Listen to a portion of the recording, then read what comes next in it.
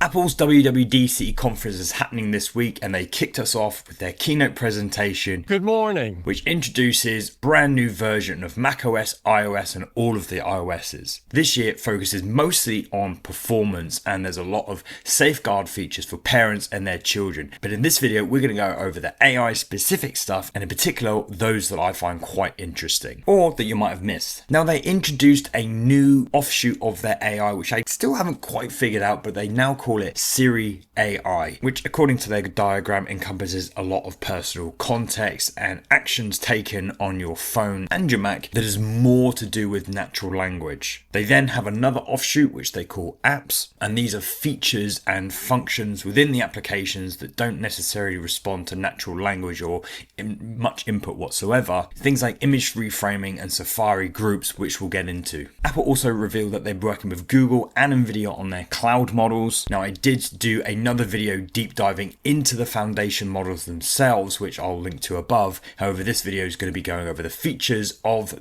iOS 27, specifically the AI stuff. And Apple finally have another stab at personal context, understanding all of your files and interactions and applications and bringing those all together in order for you to contextualize and cross-pollinate the information that happens between them. Now, they originally tried this in 2024 and it failed miserably. Let's see how they get on in 2026. Now, Siri AI is available on pretty much every product that currently supports Apple Intelligence. However, some of the more advanced stuff, the larger model, is only available on the iPhone 17 Pro, the iPhone Air, Macs with M3 Plus, iPads with M4 Plus. But with the support of the online models and the limitations on the local models, I don't think you'll be missing out a tremendous amount. Unless, of course, you have a really old phone. Because iOS 27 is supported from the iPhone 11 upwards. One of the biggest enhancements, and the one that I'm most excited about, is general on-screen awareness, where you can trigger Siri at any point during your interactions with your phone or your Mac and ask it to action, whether it's a off-the-cuff question or something like that, or it's something to do with what's on your screen right now. This is amazing. And generally you can follow on from those interactions, asking questions that are related or unrelated. Siri's just a lot better at maintaining that conversation and actioning the things that you want it to do during that conversation. And one of the biggest things that definitely stole the show was a lot of the photo enhancement opportunities that Apple presented. You can basically reframe it using local models, get the sort of perspective and the zoom range after the fact. Then you send it off to their online image generation model to render out that image in its final form. A really nice use of the local models supporting the server-side models here. They also allow you to extend images, which does exactly what it says on the tin, and also an improved cleanup. Now, they kind of gave themselves an out by saying they want to respect photographers, which means a lot of the original images that you edit are preserved. However, again, this is an out to say that they're not going to do anything too advanced. Now, they showed off the text generation, which we've seen before, which is a little lackluster, but probably slightly improved with the new version 3 of them Apple Foundation model. But they've enhanced this with active improvements to writing style. So say you write emails to one person in a certain way, say your parents, or you write a certain way to your boss. Apparently Siri will remember that and use that language the next time you ask it to write something to that person. It will also actively proofread. So when you're in an app and it knows that it needs to make a decision, it will suggest a change rather than you having to go in and select a bit of text to then say proofread this or whatever. So it will be a more active participant rather than something you have to do, which is kind of what I expect from Apple, is to be proactive with some of its suggestions and do it tastefully. They've kind of been missing the mark on a lot of things recently. However, it's yet to be seen how well this feature pans out. We've already seen Siri Visual Intelligence when you take screenshots on your phone. Now that's expanding across Mac and iOS, where you can basically take a screenshot anywhere and then query the image, whether it's a recipe, a piece of food, or a product item or something like that. And I really like how you do this on Vision Pro. You just look at something and ask it questions. You can query things and it'll take action on it. You can also ask Siri about physical objects around you. Yes, your Loa hiking boots will physically fit inside the REI Flash 22 pack. There's a really nice feature where you can take photos of, say, a receipt, and it will split up the totals and you can calculate your share of the receipt. Only working with Apple Cash at the moment, which I don't even think is available in the UK. I hope that they integrate it with with other apps as well, like Splitwise or my own banking apps. This is a really nice way of bringing the new multimodal capabilities of the Apple Foundation model into the wider ecosystem. They also released a dedicated Siri app as well, which not only groups conversations, I guess, that you've had across the experience on your phone, whether it's through the shortcut or asking Hey Siri, you can also just have a traditional text-based chatbot experience using those Apple models. I guess a way, if you don't want to use your voice to trigger Siri, you can just type it all out. And speaking of your voice, you can actually change the way Siri responds. Obviously, by choosing a base voice, you can tell it to speed up or slow down or articulate things a bit better. However, this is on the Apple Foundation Core Pro, which is only available on the iPhone 17 Pro, M3 and up Max, and M4 and up iPads. But something I've really been waiting for is enhanced voice dictation, because at the moment voice dictation across all of the apps is just so bad. I use Whisperflow because it's just by far and away a lot better. I'll be looking forward to comparing it to Whisperflow, and whilst I'll still probably use it on my desktop, using it on your phone and your iPad can be a bit cumbersome because of permissions and things like this. You have to actually swipe between apps to get it to work. And I think the integration with the journaling app could be really nice for developing a second brain or something like that. I use Claude for this currently, where I journal my thoughts, my plans, my ideas, things like that, and it will take those into account in future conversations. Now, I think again, Siri along with the journaling app could be a really, really powerful untapped usage of this universal context and the privacy of Apple, that I think that once you discover it will help you in your life, in your business to no end. In messages as well, you'll find helpful suggestions on not only what to type, but also understanding the context of the conversation can say present to you certain photos if photos from a certain trip are being requested, or if a certain date is being suggested. It will provide little buttons where you can just add those across the app. Again, just understanding the context of the conversation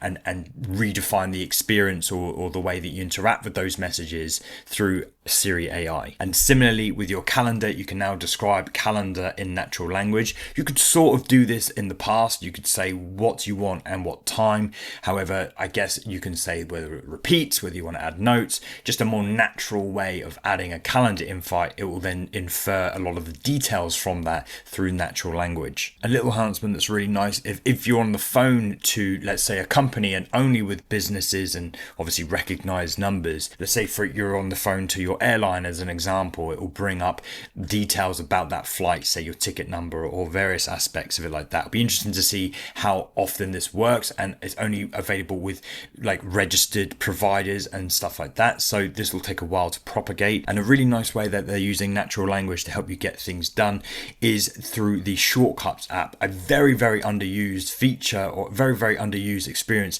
even by my standards. And I think this is because it's a more kind of coding mindset that you need. They can become really, really complex. Now you can create them using natural language. It's just such a perfect use case for Apple Intelligence, building these complex structures and coding like experiences through natural language. And finally, passwords is also a nice improvement as well.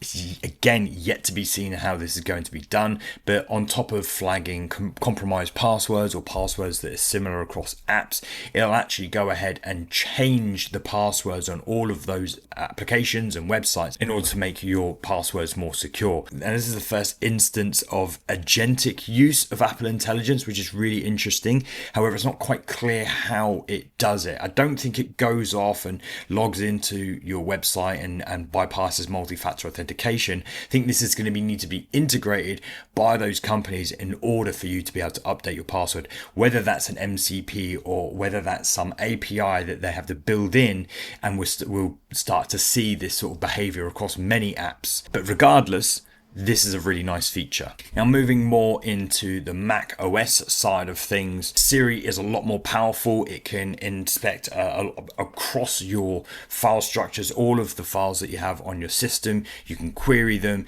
you can contextualize them, you can bring them all together, and they all support each other through Apple Context, making Spotlight a hell of a lot more useful. However, Siri is only indexing the first few characters from each of your documents. So if you're looking for something very, very specific, this is where the Apple Context really falls short. It's useful nonetheless, but you won't get deep indexing of all of your files across your system. It's nice also to be able to select files and right-clicking them and asking about them. I like this stuff. This is stuff that I would have normally done in Claude Cowork. However, it's really nice just to have it all in the Finder. Safari also got a leg up by automatically grouping relevant tabs, cleaning up the whole experience. Now, I'm personally not sure how annoying this is going to be.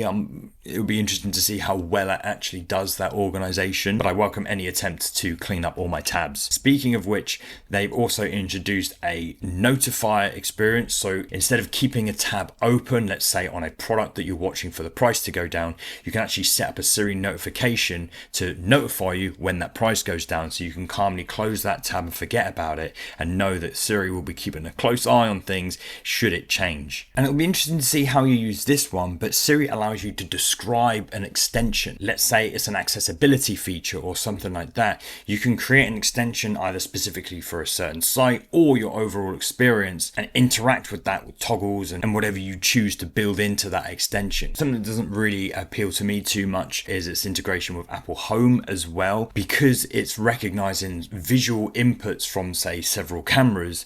It can tell you what's going on in a scene and also synchronize that across multiple cameras, which is a good way to really understand what maybe happened in an event. A really clever use of the visual intelligence there. They are rolling this out in English in the first instance, but of course will be rolling out in other languages throughout the year. It won't be available in the EU, and I don't know I'm actually waiting for it on my Mac OS here, and I'm in the UK, so I guess we aren't classed as EU, but it also won't be available in China. The only thing that was missing a lot of clarity, or maybe more so what I want above anything else, is this agentic capability across your device or devices. Let's say, for example, I get a document or something in my email and I can ask Siri to take that document and text it to my mate in WhatsApp. This actionable agentic capability is something I didn't see anything mentioned of. Whether we'll get it or not, I don't know, but this will make Siri so much more powerful than being locked into the siloed mechanism. Give that to us, Apple. That would be amazing. So to wrap up, the biggest question to me is this finally going to be the Apple Intelligence we were promised back in 2024, or is this going to be another failed attempt because I think our patience has really run thin here? It does certainly seem like it because we've actually got things we can play with and they demoed them in the keynote themselves. And also this local and private cloud kind of handoff feature as well. And with the small 21 billion parameter model, is this enough to really make the most of personal context? Whilst keeping privacy at the forefront, is this going to be as effective as people want it to be? And as people have learned that by giving up a little bit of information and data about yourself gives vastly better results in things like ChatGPT and Claude, are people willing to maintain a little bit of their privacy for potentially slightly worse features? From my perspective, they know how all of this sort of stuff comes together and they have a clear idea of things, but saying that, it's yet to be seen. So, subscribe if you haven't already. Thanks to my Patreons who support me directly. Check out my other video about the Apple foundation models. That's a more deep dive and the nerdy stuff there. Till next time, keep on vibing.